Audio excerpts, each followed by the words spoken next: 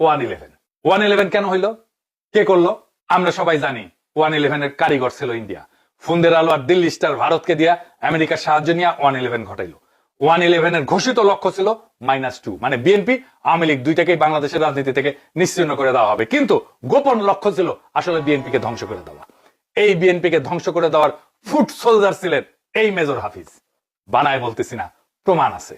সংস্কারপন্থী BNP বলে major হাফিজ BNP কে ভেঙে আর একটা দল করেন সাইফুর রহমানকে নিয়ে, এবং ওই দলের জেনারেল সেক্রেটারি হন মেজর হাফিজ আর চেয়ারপারসন হন সাইফুর রহমান।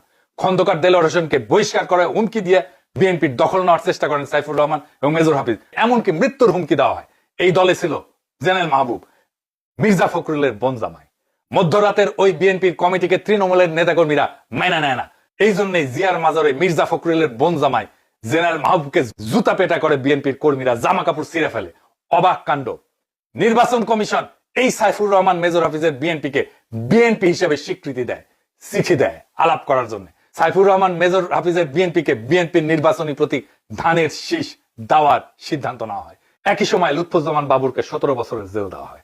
সেই সময় খন্দকার দেলোয়ার হোসেন বেগম খালেদা জিয়ার পক্ষে দৃঢ়ভাবে না দাঁড়ালে বিএনপি ধ্বংস হয়ে যায়। খন্দকার দেলোয়ার হোসেন বলছিলেন, চেয়ারপারসনের দেওয়া দায়িত্ব জীবন দিয়ে হলেও পালন করব।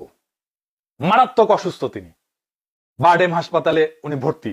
ওইখান থেকে ভগ্ন শরীর নিয়ে দৃঢ়ভাবে বিএনপিকে রক্ষা করছিলেন খন্দকার দেলোয়ার হোসেন, উনাকে স্যালুট। আর একই সাথে একই দিনে সাইফুর রহমান বলছেন, একজন লোকের জন্য দল আঁকতে থাকতে পারে না। আওয়ামী লীগ উল্লাস শুরু হয়। আওয়ামী লীগের সাধারণ সম্পাদক জিল্লুর রহমান বলে, আওয়ামী লীগে মধ্যরাতের কু হওয়ার কোনো সম্ভাবনা নাই, মানে বিএনপি ধ্বংস হওয়া শেষ, ওনারা কনফার্ম হয়ে গেছেন। মেজর হাফিজ খালেদা জিয়ার সাথে বিশ্বাসঘাতকতা করছেন। একদিকে বিএনপি ভেঙে ফেলার চেষ্টা করা হচ্ছে, অন্যদিকে ওই পত্রিকাতেই দেখেন মইনু আহমেদ বোস্টনে যায় সজীব ওয়াদের জয় সারে হাজারের সাথে মিটিং করতেছে। একই সময় পত্রিকার নিউজ দেখেছেন, একই সাথে কতগুলো ঘটনা। কিভাবে বিএনপিকে ধ্বংস করে আওয়ামী লীগকে নিয়ে আসার সমস্ত প্ল্যান পাক্কা। এই মেজর হাফিজকে স্পিকার বানানো হলো, এমন একটা পদে যেটা আদতে রাষ্ট্রপতির পদের পরেই। রাষ্ট্রপতির পদ শূন্য হইলে স্পিকার অস্থায়ীভাবে রাষ্ট্রপতির দায়িত্ব পালন করেন, এটাই সাংবিধানিক নিয়ম। স্পিকার পদটা শুধু প্রোটোকল না, এটা একটা সাংবিধানিক ব্যাকআপ পজিশন। তাই এই নিয়োগটা কেবল সম্মান সূচক না, বরং ভবিষ্যৎ ক্ষমতা সম্ভাব্য পুনর্বিন্যাসের ইঙ্গিত বহন করে। আর উনাকে কেন, এবার বোঝা গেছে উনাকে কেন।